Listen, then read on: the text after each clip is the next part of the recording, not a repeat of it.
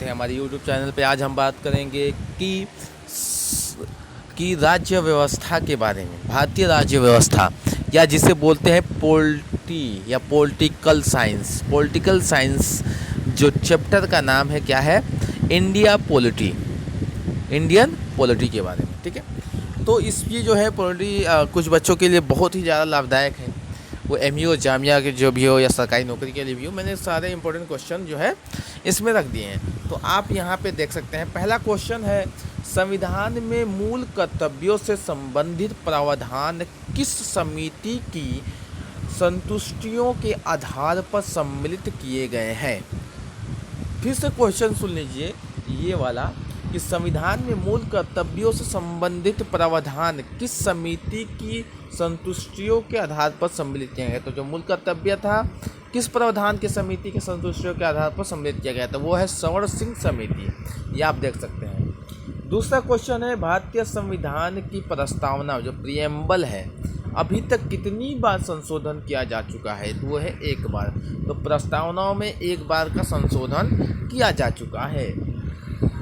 ठीक है, अब देखिए तीसरा क्वेश्चन क्या है, ये वाला, कि वह कौन सा अनुच्छेद है जिसके प्रावधान के अंतर्गत अपवाद स्वरूप भारत सरकार द्वारा भारत रत्न, पद्म विभूषण आदि अलंकरण प्रदान किया जा सकता है। तो अनुच्छेद 18 के अनुसार कि मतलब जिसके प्रावधानों के अंतर्गत अपवाद स्वरूप भारत सरकार द्वारा भारत रत्न, पद्म विभूषण आदि अलंकरण जो है प्रदान किया जा सकता है। किस संविधान संशोधन के तहत सिक्किम को भारत का 22वां राज्य घोषित किया गया है।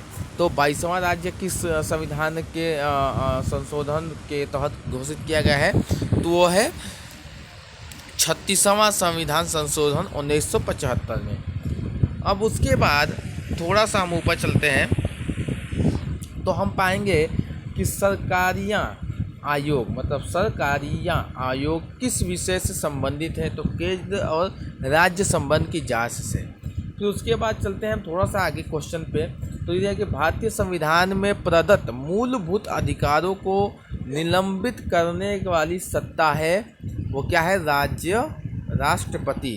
तो राष्ट्रपति जो है वो मूलभूत अधिकारों को निलंबित करने वाली सत्ता है। ठीक है, ये आप जान सकते हैं। ठीक है, अब हम थोड़ा सा आगे चलते हैं। इसमें दिया है कि भारतीय संविधान में प्रदत्त मूलभूत अधिकारों को निलंबित करने वाली सत्ता कौन सी है, वही क्वेश्चन है, राष्ट्रपति है। भारतीय संविधान में किस संशोधन द्वारा नागरिकों के मौलिक कर्तव्यों को सम्मिलित किया गया है। तो 42वें संविधान संशोधन के द्वारा, इसे मिनी संविधान भी कहा जाता है, ये भी याद रखिएगा। योजना आयोग का गठन 1950 में किसके द्वारा किया गया था। तो योजना आयोग क्या था कि जो भारत में जो योजनाएं और इसके बाद इसको नीति आयोग कर दिया गया। ठीक है, तो ये याद रखिएगा, मोदी सरकार के बाद इसे नीति आयोग कर दिया गया। तो 1950 में किसके द्वारा किया था, मंत्रिमंडल के निर्णय द्वारा। तो योजना आयोग का जो गठन किया गया था वो मंत्रिमंडल के निर्णय द्वारा ही किया गया था।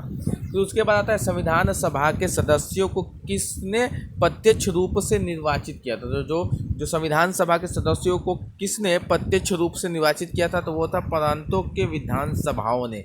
आपने अभी मैंने एक अलग से वीडियो बनाया था, उसमें आप देखेंगे इसको पूरा निवारण रूप से मैंने इसको कहानी की तरह मैंने आपको बताया है। ठीक है, उसके बाद ये देख सकते हैं आप यहाँ पे कि भारतीय संविधान के संशोधन प्रक्रिया किस देश के संविधान से प्रभावित है। तो दक्षिण अफ्रीका के संविधान से। मतलब कि जो संशोधन की प्रक्रिया है कि हम संविधान में संशोधन कर सकते हैं, हम संविधान के अनुच्छेद इतने में संशोधन कर सकते हैं या कुछ ऐसा डाल सकते हैं जो नकारात्मक ना हो, बस सकारात्मक हो, पॉजिटिविटी हो इसमें, बस ये भी।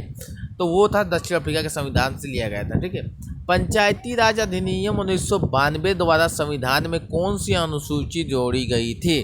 तो पंचायती राज जो है ये आप याद रखिएगा 11वीं अनुसूची है, ये कहीं ना कहीं पूछ देता है। राज्य के नीति निर्देश तत्वों का वर्णन संविधान के किस भाग में निहित है। तो भाग 4 में। तो नीति निर्देश किस में वर्णन है, तो संविधान के भाग 4 में। किस संविधान संशोधन में संविधान की प्रस्तावना में संशोधन किया गया है। तो 42वें संविधान संशोधन में 1976 में वो जो था ना उसमें। ठीक है, अब हम लोग बात करते हैं कि यहाँ पे कि संविधान सभा के अस्थायी अध्यक्ष कौन थे, तो डॉक्टर राजेंद्र प्रसाद थे, और अस्थायी अध्यक्ष पूरे तो डॉक्टर सच्चिदानंद सिन्हा थे।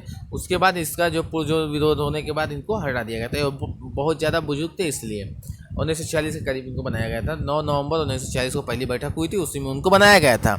क्या बनाया गया था? अस्थायी अध्यक्ष। ये पूछता है कि अस्थायी अध्यक्ष संविधान सभा के अस्थायी अध्यक्ष कौन थे, तो वो डॉक्टर सच्चिदानंद सिन्हा थे। ठीक है, तो वो बुजुर्ग थे, इसलिए बनाया गया था उसको। फिर उसके बाद मुस्लिम लीग ने इनका विरोध किया, वो हट गए। अब ये देखिए, ब्रिटिश संसद द्वारा इंडिया इंडिपेंडेंस एक्ट जो है कब पारित किया गया था, तो ब्रिटिश संसद द्वारा कब पारित किया गया था? क्या? इंडिया इंडिपेंडेंस एक्ट, तो वो था जुलाई 1947 में, आपको याद रहेगा। अब हम लोग चलते हैं अब देखिए कि दिया है कि किस संविधान संशोधन में संविधान की प्रस्तावना में संशोधन किया गया था, मतलब संविधान के संशोधन में और किस संविधान के आर्टिकल में जो है प्रस्तावना में संशोधन किया, तो 42वें संविधान संशोधन में 1976 में किया गया था। संविधान सभा के अस्थायी अध्यक्ष कौन थे, तो वो थे डॉक्टर राजेंद्र प्रसाद। ब्रिटिश संसद द्वारा इंडियन इंडिपेंडेंस एक्ट कब पारित किया गया था, तो जुलाई 1947 में। और संविधान बनाने वाली प्रारूप समिति मतलब ड्राफ्ट कम्युनिटी के अध्यक्ष कौन थे, तो डॉक्टर भीमराव अंबेडकर। इसका मैं आपको जो है ट्रिक बता दूंगा कि प्रारूप समिति के कौन कौन से क्या थे, और इसके ट्रिक मतलब सारे याद कर लेंगे हम। संविधान के अनुच्छेद 356 संबंधित है, तो 356 जो आर्टिकल है वो किससे संबंधित है? राज्य में राष्ट्रपति शासन बनने से, मतलब कि कैसे, मतलब राष्ट्रपति शासन लागू करने से। ठीक है, उसके बाद आता है कि भारत के संविधान में प्रथम संशोधन कब किया गया था, तो ये 1951 में किया गया था। ठीक है, सार्वजनिक महत्व किसी विषय पर राष्ट्रपति सर्वोच्च न्यायालय से कानूनी परामर्श ले सकता है क्या? इस परामर्श को मानने के लिए राष्ट्रपति बाध्य है।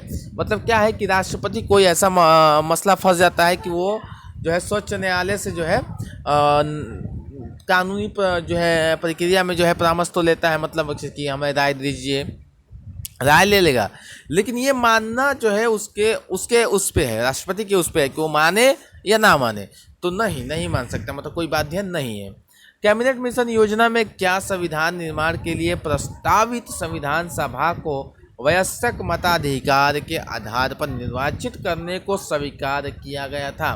तो जो कैबिनेट मिशन योजना में क्या संविधान निर्माण के लिए प्रस्तावित संविधान सभा को वयस्क मताधिकार पर आधार पर निर्वाचित करने की स्वीकार किया गया था? नहीं, समझिए ना।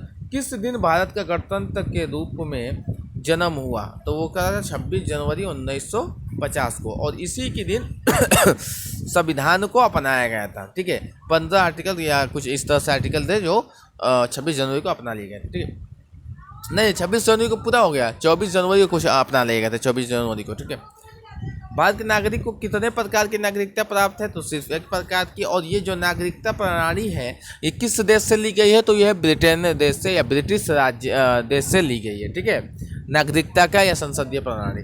ठीक है, अब आगे चलते हैं हम लोग।